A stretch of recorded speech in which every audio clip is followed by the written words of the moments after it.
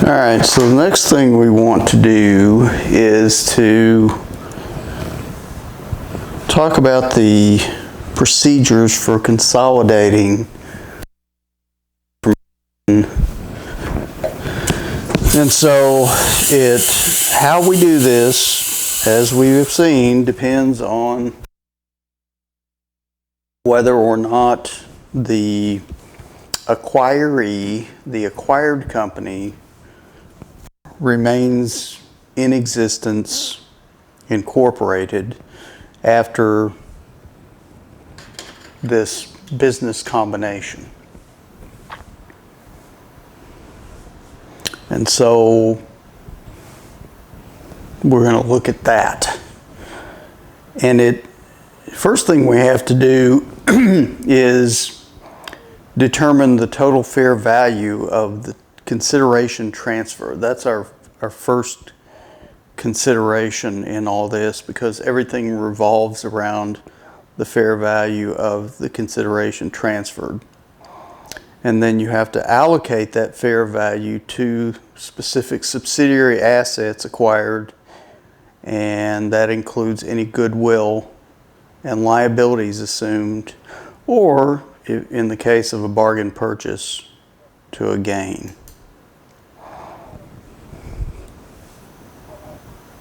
And so the legal and accounting distinctions divide business combinations into two separate categories. Various procedures are utilized in this process according to the following sequence.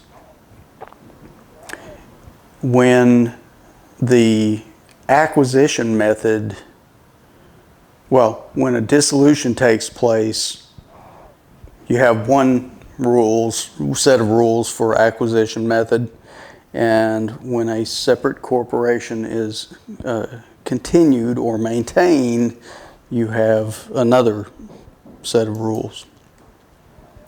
And so first thing we want to look at is the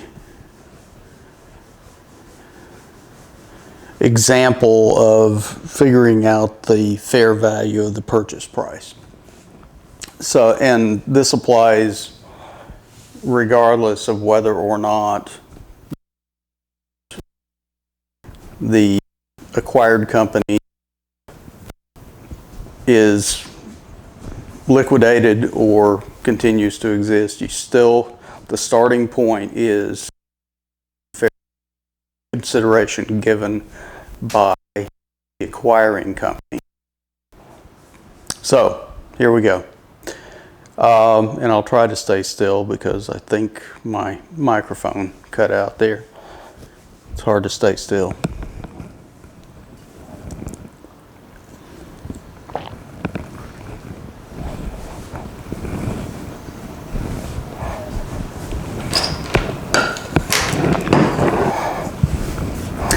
All right, so here we go with our example. Assume BigNet Company owns internet communications equipment and other business software applications. It seeks to expand its operations and plans to acquire Smallport on December 31. Smallport Company owns similar assets. Smallport's net assets have a fair value of $600,000 a book value of $600,000 and a fair value of $2,550,000. Fair values for assets and liabilities are appraised. Capital stock, retained earnings, dividend, revenue, and expense accounts represent historical measurements.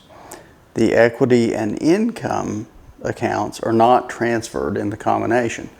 And the reason why they're not is because they're not asset or liability accounts.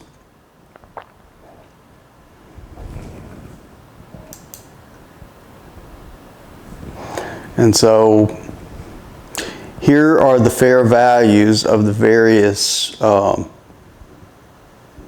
assets that Smallport owns, as well as the fair value of the note payable they have. And so current assets, $300,000. That's always going to be a face value sort of thing. face value equals book value. Computers and equipment, 200,000 value, more value than the book value. Capitalized software, pretty big increase there. Notice that in BigNet's analysis of assets, that in their analysis, they discovered that Smallport has customer contracts that have a value. And so even though Smallport didn't have it on their books as an asset, it's certainly a consideration for this purchase price. So at least in their analysis, BigNet adds this to their fair value. And then net notes payable, they present value that at $250,000. So that takes away from the fair values, since it's a liability, obviously. And so the net asset fair value for Smallport is $2,550,000. Now again, all that capital stock, retained earnings, revenue expenses of Smallport, that's not coming over. And notice that, well, it's just not coming over.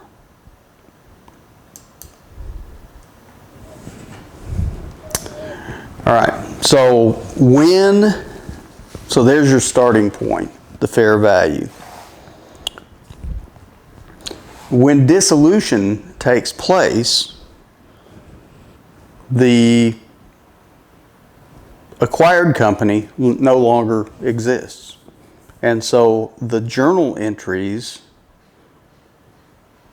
that are made by the acquiring company are made directly into their accounting records, unlike when the company continues to exist. We'll see that here in a minute. And so we have to prepare the journal entry to consolidate the accounts of a subsidiary if dissolution takes place. Now it all boils down to the amount of consideration given and comparing that number with the allocation of fair values to assets acquired and liabilities assumed. If the consideration transferred equals the net identified asset fair values, then you have no goodwill, as we saw with the fair value method, or excuse me, the equity method in chapter 1. Same concept. And so when fair value of consideration transferred equals the net identified assets fair values, then no goodwill, and you simply book the assets that you're absorbing and the liabilities you assume, and the corresponding fair value of consideration given also in the entry. And so here in this example, they're adding to their books the current assets, the computers and equipment, the capitalized software, and the customer contracts. And then, so that's your debit. And then you add the liability assumed as a notes payable at its present value. And then the consideration given is the cash, the common stock at par value, and then the excess common stock, well, the par value in excess of the consideration paid in excess of par value, I guess I should say. And so here's your entry. Simple enough, right? Now what this example shows is what they have in the book, where what they pay is not $2,550,000 worth of consideration, but here they pay $3 million of consideration. And so they're paying $450,000 in excess of the fair values of the assets acquired and debts assumed. And so since that can't be attributed to any particular asset, that has to be assigned as goodwill in the books, and it just simply adds to your entry. So here, $450,000 excess is booked as goodwill. You debit goodwill as well as all the other entries you made prior, and there you go.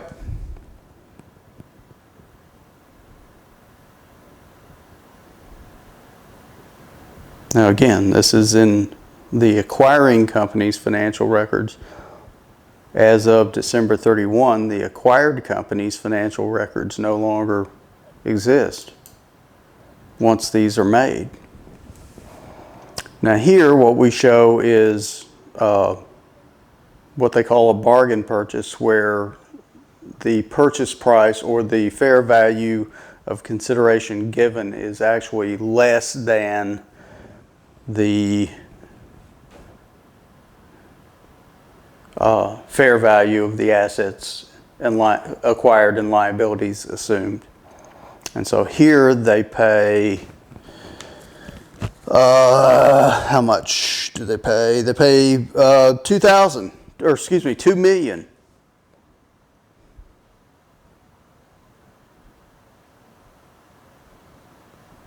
And so here, the net fair value of assets acquired and liabilities assumed was $2,550,000, right? Consideration given is $2 million. So what they do is they book the difference as a gain on bargain purchase. Okay? Easy enough, right? So again, when you have a dissolution of the subsidiary, it goes away, its financial record goes away. The assets acquired and liabilities assumed are absorbed into the acquiring company's financial records.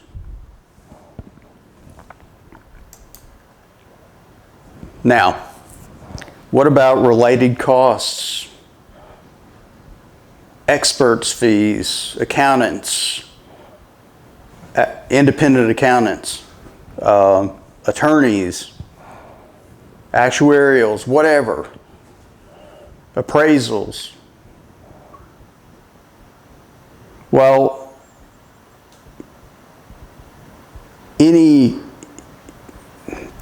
let's see what we got going on here. Okay, well, this is just kind of giving you the breakdown of what we've looked at before. Sorry.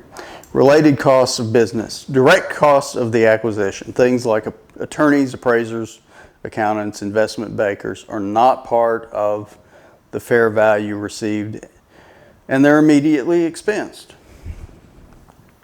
Makes sense? Indirect or internal costs of acquisition are also expensed in the period incurred. And then costs to register and issue securities simply become a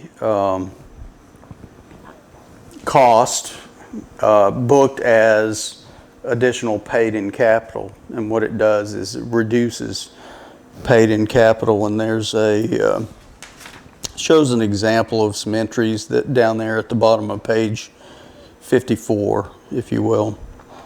And what they do, they show, you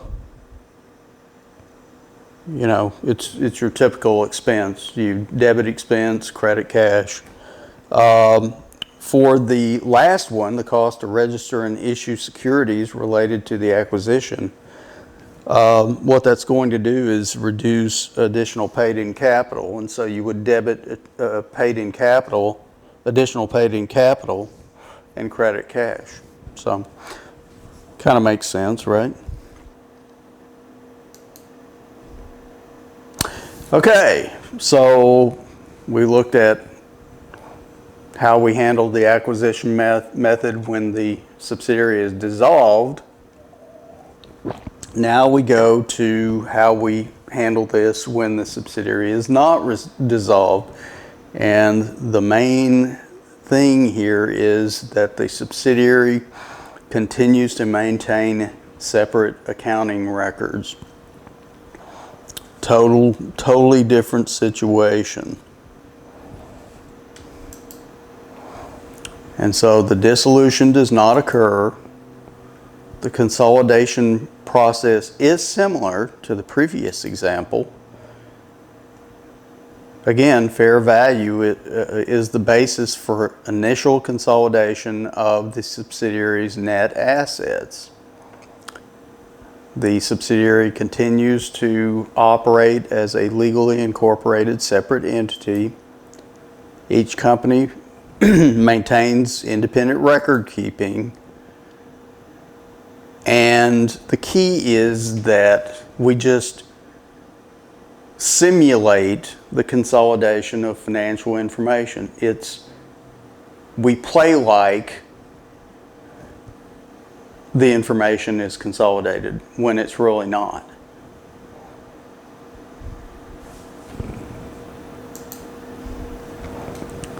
The acquiring company does not physically record the transaction.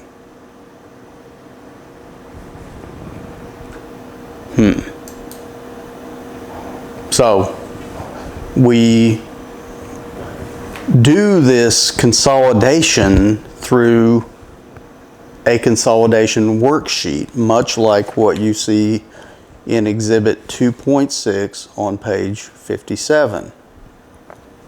And again, it starts with the acquisition, fair value of the acquisition, the consideration given, and then you have to go through these steps. And so the key here is we're going to prepare a worksheet to consolidate the accounts of the two companies that form a business combination similar to what it looked like when we dissolved the company, except we're doing it here on the worksheet instead of in the company's financial records. And so the consolidation worksheet entries are entered on the worksheet only, not in the financial records of the companies. And so we have steps that we go through starting at page 56. It's a 7-step process. First, we're going to have the parent prepare a formal allocation of the acquisition date fair value, similar to what we saw with the equity method procedures. And so on page 56, what we have here is Big Net acquiring Small Port for $2,620,000. And remember, we subtracted the book value to come up with the excess, and then there you have your allocations.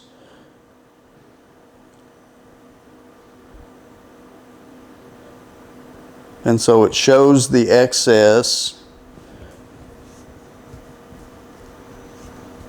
amounts that are allocated to the various assets and liability, assets acquired and liabilities assumed. And then if you have excess amount of acquisition, of course, that's going to be goodwill. All right, so let's just go through the steps and then we'll talk about that some more. So parent company prepares formal allocation of the acquisition date fair value similar to the equity method procedures. The financial information for the parent and sub is recorded in the first two columns of the worksheet, like you see on in Exhibit 2.6, with sub's prior revenue and expense already closed. Remember, those are not asset accounts. Step 3, we remove the sub's equity account balances, again for that same reason. We remove the investment in sub balance. Remember, we're going to, at least in our books, have an investment in the sub, right, for $2,620,000, but we've got to take that out for consolidation purposes. We're going to allocate subs fair values, including any excess of cost over book value, to identifiable assets, and if not, to goodwill. Then we're going to combine all account balances and extend onto the consolidated totals column. As you will see, you've got your original balances in columns 1 and 2. Parent first, sub second. So parent column A, sub column B. You got your adjustments there in column C and D, or the middle two columns, and then the two columns to the right, or the one column to the right is the consolidated totals, excuse me. And then last but not least, you're going to subtract consolidated expenses from revenues to arrive at net income. So here is that worksheet or that allocation that I was talking about. Note here the excess of fair value over book value is calculated first and then allocated to various identified assets. They determined, just like we did before, that there's excess value in computers and equipment of $200,000, capitalized software $1,100,000, etc., etc. And so the identifiable assets and liabilities total is $1,950,000. Well, the excess of fair value over book value was $2,020,000, and so that excess of $70,000 is attributed to goodwill. So start with the allocation. Now we can do our worksheet. And so again, the first two columns of the worksheet show the separate company's acquisition date, book value, financial figures. BigNet's accounts have been adjusted for the investment and combination costs involved in the purchase, and Smallport's revenue, expense, and dividend accounts have been closed to retained earnings.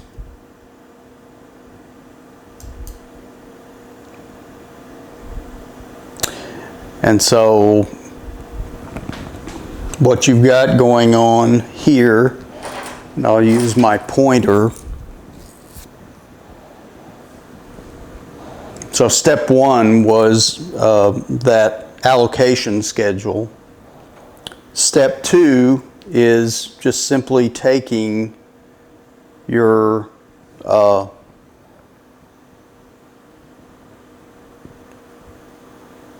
showing the separate company's acquisition date book value. Okay, so here's the acquiring company, here's the acquired company. And again, we've had to adjust some accounts for the acquisition costs. Now, step 3 is consolidation entry S, noted by the S in the parenthesis. Okay? And so we're debiting the acquired company's common stock, additional paid-in capital, and retained earnings account. We're closing it out. And then your credit is going to be to the book value of BigNet's investment in Smallport Company. And again, these journal entries are made on the worksheet, right? Not in either company's financial records.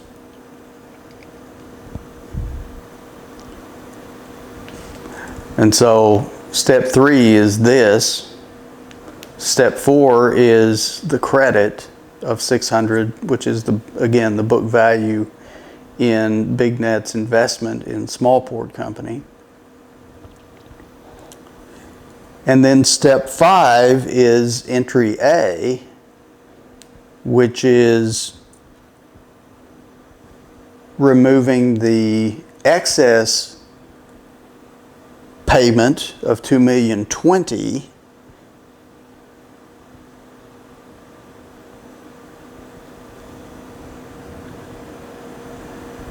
and you're going to, so that's your credit right there. I know you're supposed to start with debit, but when you get good at this, you can start with credit. You know what you're doing, right? You're getting rid of your investment, your excess investment in Smallport Company over its book value. You already got rid of that. And then you're assigning your investment to the various accounts. The excess values of the assets acquired. And so $200,000 to computers and equipment, $1,100,000 to capitalized software, $700,000 to computer or customer contracts. Can't talk this morning. And then there's your goodwill. And of course, the other credit is going to be to the excess book value. Remember we figured the present value of this note payable was $250,000 and it's booked at $200,000, so that's our other credit, is to note payable, to increase that. And then simply this last column, the consolidation totals, is the sum of all the original totals with the adjustments. So again, it's not that hard. It's very similar to what we saw with the entries when you liquidate the acquired company. It's just you're having to do this in a worksheet, not in either company's financial accounting records. And so there's your consolidation entry S and consolidation entry A.